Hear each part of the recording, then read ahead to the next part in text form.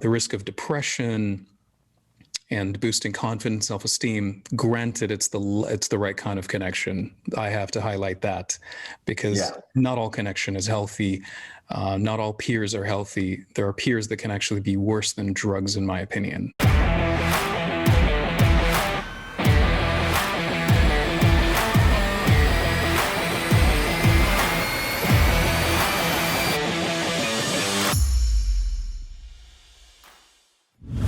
What a delight to have you here, Sam. I'm looking forward to our conversation. It's a pleasure to be here, Rock. Thank you. So you have a very storied, interesting background. You've interviewed some very fascinating people, and you've worked with people in addiction, all kinds of different interesting stuff, as well as being, heavily on social media. So I'm kind of like, where do we start? So why don't we start with the background of where you grew up and how you got into, the field you're in today. Well, I grew up in Saudi. I was born in Syria, moved to Saudi 3 months later, spent a few years. My dad was the Saudi ambassador in Sudan, so we moved there for about a year and a half. Then I came back to Saudi. And since then, from kindergarten all the way to the university, to medical school, I lived in Saudi my entire life, up until working in an addiction hospital for about 7 years. So the entire period of time was in Saudi, in the city of Jeddah. And it was an interesting experience in terms of growing up here, because I did travel during vacation time, during summer vacations to the UK, because we have an apartment there, we have a house there. So I would go there. We would travel to different countries as well. And it was pleasant, peaceful, loving. I grew up in a very nurturing household. I have two half-sisters, 2 sisters and a brother. But at that point, the youngest was 15 years older than I am. And they were all in universities around the world. So it was just me and my mom and my dad. So it seemed like an only child, but that wasn't the case, because whenever, my brother and sisters come back, I get a chance to spend time with them. And I always looked up to them. I was nurtured by my mom, my dad, my sisters, and my brother. And it was a very loving childhood, very nurtured childhood. I never wanted to be a medical professional. That was the last thing on my mind. After high school, I didn't really know what I wanted. My dad wanted me to be a doctor, and I was like, I really don't want to do that. But yeah, they kind of convinced me to step into it. And as I continued, after the first year, to just try it out, I fell in love with it, which was interesting, because I was very, very resistant, extremely resistant, to the degree that I wanted to compromise my grades. I didn't study. I just wanted to prove to my parents, like, this isn't for me. And that was the first time I compromised my standards, which was very interesting. And then that kind of shook me, because when I saw the results, I had never scored that low on any test. And it was biology, I remember. I think it was 15 out of 40. And I did that on purpose, but it just felt bad for me. So I just wanted to, it kind of woke me up. And then I was like, let me give this a proper shot. And I did, and I enjoyed it, and I loved it. I just fell in love with the idea, the human body, and the beauty of it. And so that's what kept me going. So there's a lot to unpack there. I got a few questions for you. This relationship between our parents, they say that up until the age of 12, at least, we're really just trying to get our parents' attention, one way or the other. Negative, positive, what have you. And for the rest of our life, after that, we're trying to get our spouse's attention, right? Some form of acknowledgement and recognition and connection and all that sort of thing. So I want to combine these two questions. What was it like growing up in Saudi that myself, as a Canadian / North American, would not typically know?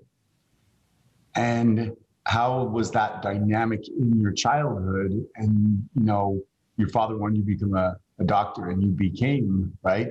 Um, and so how impactful is it what our parents are suggesting in our environment? So Saudi environment, family environment, Sam. So Saudi environment, I mean, for a very long time, a lot of people, I've heard this over the years. I mean, I was born in the 70s. And so I grew up in the 80s and 90s, between Saudi and London, usually back and forth. And to a lot of people in the West, they perceive Saudi as a desert. That's one thing that isn't true. And I'm sure now that it's opening up, especially in the last couple of years with all the changes that are happening, people are now becoming more and more familiar, more aware. Obviously, with social media, the internet, you're seeing more of what's happening. Yes, we do have deserts, but we have a lot more. It's a normal life minus a few things, a few restrictions that isn't available here. So we don't have bars. We didn't have cinemas, by the way, for a very long time, which is one of the reasons, one of the highlights for me as a kid going to the UK is going to the cinema. I love movies. Yeah, I'm passionate about movies. And I think that's one of the reasons, because we didn't have that. So in a way, scarcity may actually be a trigger to passion. Sometimes if you don't have something, you overappreciate it, and you more than someone that has it that would take it for granted. So that's probably one of the reasons for the birth of loving movies and developing that passion. So that's an example. We did have theme parks, but they weren't as extravagant as like Alton Towers in the UK, or but we did have theme parks. We did have malls. Actually, we have an excessive amount of malls. So there's a lot of walking, a lot of shopping, a lot of, but yeah, there are things we don't have. So mainly the clubs, and obviously there's no alcohol because there are no bars. I'm trying to.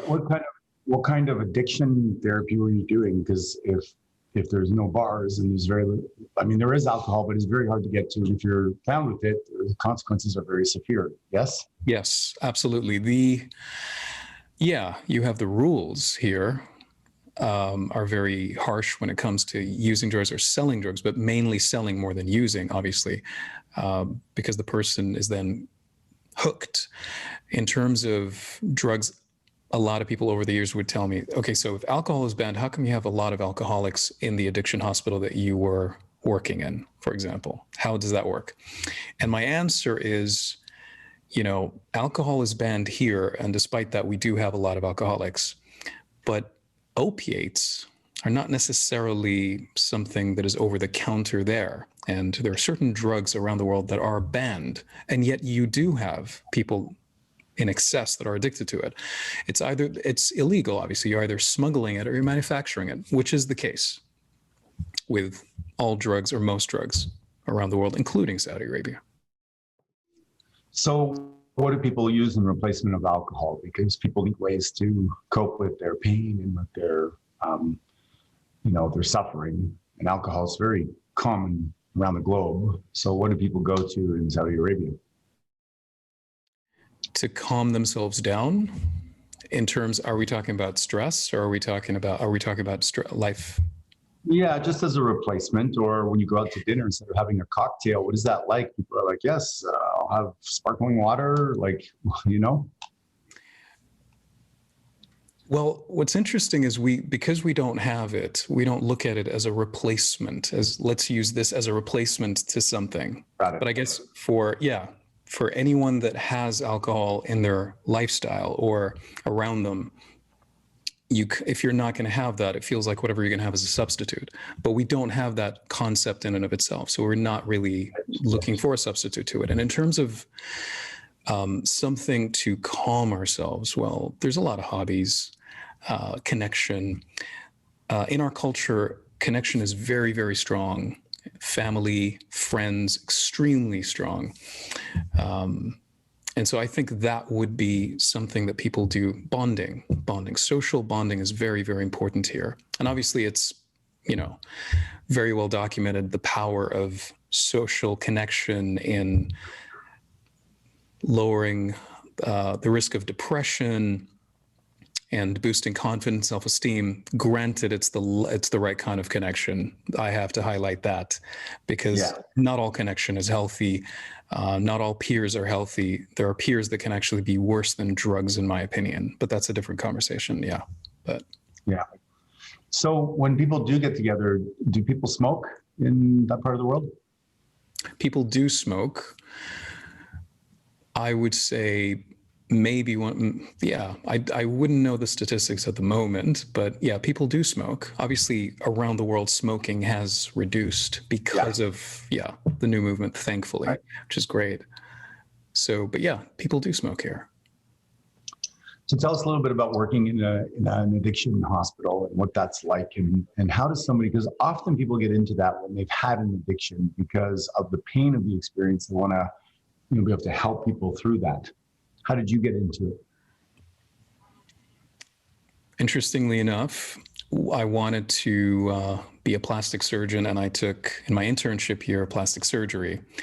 There are multiple reasons why I walked away from that personally. But I wanted to take a break for about a year. So I wanted to do something different, because I was fascinated by the mind. And the closest thing to psychology and medicine was psychiatry. And the one hospital that I wanted to work in was the addiction hospital, because that's like an extreme, because it gives you addiction, but it gives you substance-induced disorders. So I can actually learn about schizophrenia through substance-induced psychotic disorders, psychosis that has been induced by the drug, depression that has been induced by the drug. So it's an extreme, but it really gives me a crash course. So I wanted to do that for a year and check it out, and then move on from it. But it ended up going for 7 years, which was interesting. And throughout those 7 years, I started to realize, as I'm going through it, that there are a lot of flaws in the system. I wasn't really happy with the way, I guess, in that system, mental illness was approached. We were understaffed. We didn't get a chance to spend as much time with the patients. And I thought it was really important to spend time with the patients. And I realized that the people I helped during that period of time benefited more from the time I gave them than the drugs I offered, than the medication I offered. And I thought that was really interesting to have that attention. The other thing I noticed is, and this is not an actual statistic, but this is from my experience, I've seen over 10,000 patients, almost over 95% of the patients I've seen came from broken homes. Wow. So there was a problem in terms of, there was a parental problem. Yeah. Which was really interesting. And I think maybe on an unconscious level, and I've never thought of this before until we just had this conversation and you were asking me about my childhood. And I think maybe there was an unconscious trigger to want to resolve this and help people, because I noticed what they didn't have that I did in that period of time, in that moment. I didn't even make that connection until now as I'm thinking about it. So it created a drive for me to try to find a better way. And that's one of the reasons why I walked away from psychiatry, from medicine, because there was a lack of integrity if I continued, because I wasn't 100% happy with what I was offering. I would minimize the amount of medication that I was offering, because there's no need to give them more for 3 months or 6 months if I can give it in a shorter period of time to get the results. And about 3 to 4 weeks, any substance-induced disorder can be reversed based on my experience. So there's no need to offer it for 3 to 4 or 6 months. But there was a lot of resistance to that. And I felt like I want to offer more. I want to find a better way. I want to find an alternative solution. So I decided to walk away. And I personally believe in education over medication, because when you give them attention and when you develop, or you allow them to develop awareness through that connection, awareness is the first step to change. The moment you are aware of what's wrong, you can make it right. The moment you are aware of what needs to change, now you have the power to change it. But as long as you do not know, you're going to be stuck. You're going to be paralyzed.